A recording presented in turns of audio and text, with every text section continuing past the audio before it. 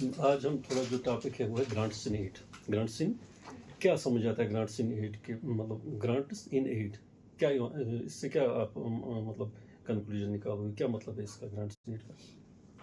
Grant in aid, aid means to help somebody. तो in short grants in aid is basically क्या है वो कि गवर्नमेंट, सेंट्रल गवर्नमेंट की तरफ से उन स्टेट्स को जो डेफिशिएंट है किसमें, रिसोर्सेज में डिफिशेंट है और इसमें डिफिशेंट है, मतलब ज़्यादा नीड्स है उनकी, तो उनको क्या दिया जाता है?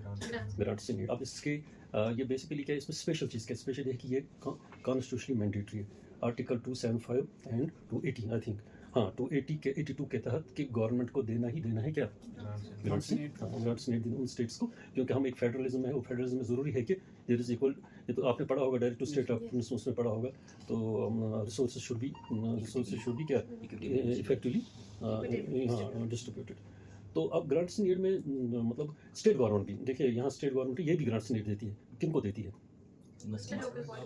लोकल बॉडीज को, या जिनको ये नहीं है, अपने रिसोर्सेज नहीं है, जिनको अपने रिसोर्सेज नहीं है।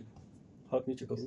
हाँ, नॉर्मली आप जो नए आए तो आपको नहीं पता है कि हमने बजट स्टार्ट किया, बाकी डिपार्टमेंट्स को दिया जाता है बजट। What is budget? वो आपको पता ही है, मतलब it is on papers, it is on papers.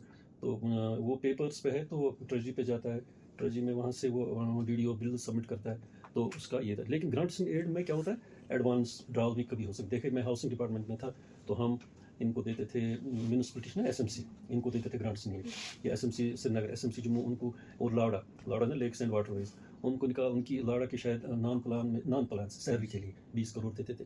इसी तरह एसएमसी को भी सैलरी वगैरह के लिए, फिर मगर वो हम एडवांस ड्राव, और it's in lump sum, start of in lump sum.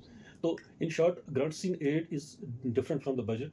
It is given to those departments, those NGOs, those state governments, or those organizations which don't have self-sufficient revenue resource, or which don't directly receive the budget.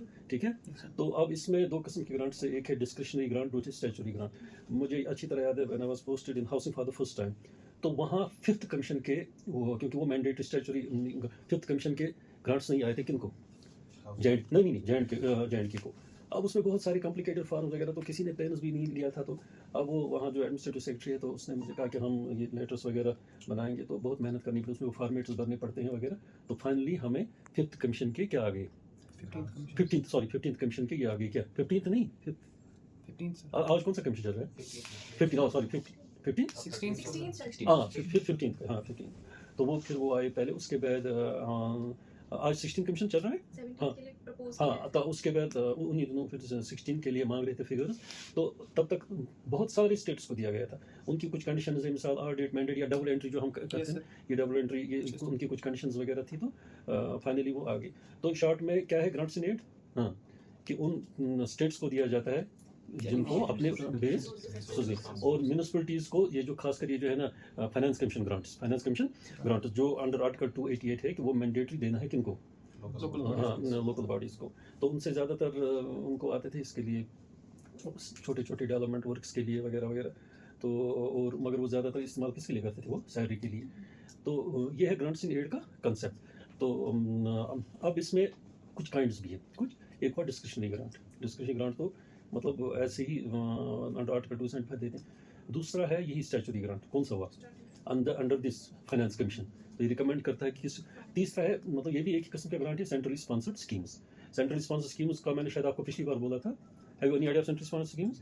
हाँ, मतलब government of India की funding होती है, state की मतलब इकट्ठे funding होती है 70-30 बेसिस पर, ऐसे ही। मतलब मैक्सिमम कंपोनेंट उसका कौन? गवर्नमेंट ऑफ सेंट्रल गवर्नमेंट ही देता है और स्टेट भी देता है।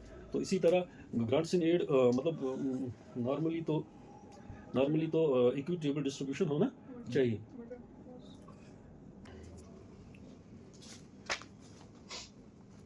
अच्छा, सेंट्रली स्पॉन्सर्ड स्कीम आपको मतलब जो डायरेक्ट पैसा जाता है, मतलब अब इसीलिए वो अलग इन्होंने मेंटेन किया है क्या, मतलब अकाउंट्स वगैरह। आज बहुत पहले तो आता था ऐसे ही फाइनेंस डिपार्टमेंट के पास, तो फिर फाइनेंस डिपार्टमेंट क्या करता था, वो ये करता था डाइवर्शन, मतलब उनको कहते टाइड अनटाइड ग्रांट्स। ऐसे आ गया 100 रुपये 5-10 करोड़ आ गया, पहुंचा किसके पास? स्टेट गवर्नमेंट फाइनेंस के पास। तो वो क्या करते थे, वो आर्बिट्रेरली जहाँ मर्जी है, फिर देयर नोज वाज टाइटन। तो अब क्या होता है, अब जो आते हैं अब उनके लिए सेपरेट अकाउंट है, सब कुछ सेपरेट है।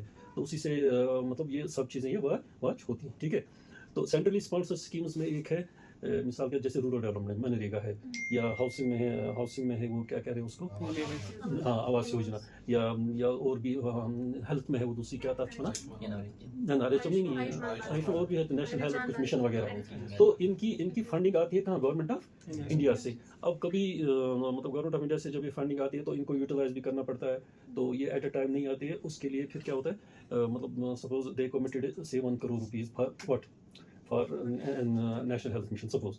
अब ये एट अ टाइम नहीं आएगा, पहले 1 साल में आएगा एक इसका इंस्टॉलमेंट, तो फिर उसके बाद उसको हम मतलब टाइड ग्रांट्स ना, टाइड और अनटाइड, वो अलग है, टाइड अनटाइड। तो अनटाइड बहुत कम आते हैं, टाइड ग्रांट्स वाले किसी पर्पस के लिए आते हैं। ये कहाँ आपने पढ़ा है, अभी कहाँ आपने जेफर पढ़ा, क्या पढ़ा? स्कीम है ना, स्कीम में अच्छा इसमें जनरल स्टडीज 15 कमीशन में है ना सब टाइड और हाँ, जनरल स्टडीज में तो सब पढ़ना पड़ता है। अच्छा, तो फिर क्या हुआ, तो जब इनकी पहले साल का इंस्टॉलमेंट रिलीज हो, फिर उसकी यूसी देनी पड़ती है। क्या देनी पड़ती है? Utilisation certificate. Utilisation certificate normally कौन बनाता है? ये बनाता है HOD बनाता है। फिर एक किसको सबमिट करते हैं? अपने एडमिनिस्ट्रेटिव डिपार्टमेंट से जाकर कहाँ, हाँ 3-4 साल में बहुत इसका प्रेशर था कि यूटिलाइजेशन सर्टिफिकेट बहुत टाइम से नहीं गई थी। फिर किया हमने वो, मतलब पूरे सेक्टर जो भी डायरेक्टर फाइनेंस से बहुत ही मेहनत करनी पड़ी, तो यूसीज वगैरह लाने पड़े। वो एक तो इसको नहीं, क्या नाम है इसका, AG ऑफिस, तो और फाइनेंस डिपार्टमेंट जब ये यूसी जमा करता है उसके बाद कहाँ जाती है? उस कंसर्न डिपार्टमेंट को जिसने फंड्स रिलीज किए हैं, गवर्नमेंट ऑफ इंडिया की। बात समझ आ रही है? हाँ, तो ये मतलब this is concept of grants need, यानी it is given to those states who are different in revenue, और they may not be different, but there is some government of India का सम मिशन है here, जैसे digitization suppose, for that purpose funds में be given to the state specifically. तो ये भी grants in add में ही आएगा। जैसे आप देखो सोलर पैनलिंग है ना, ये भी गवर्नमेंट ऑफ इंडिया का ही स्पॉन्सर्ड है। तो बस इसका ही कॉन्सेप्ट है कि मतलब it is given in instalments, at a time नहीं दिया जाता है कि मतलब क्या कह रहे हैं, इंस्टॉलमेंट की जरूरी है कि सबमिट द यूटिलाइजेशन सर्टिफिकेट। ठीक है, तो ये थोड़ा बहुत इसके बारे में ये था। अच्छा, अब यूसी का थोड़ा आपको कंसेप्ट है, what is UC? Funds utilise कैसे हाँ हुए होंगे? सर यूटिलाइजेशन सर्टिफिकेट हाँ, देखो बेसिकली क्या है कि जब हम ट्रेजरी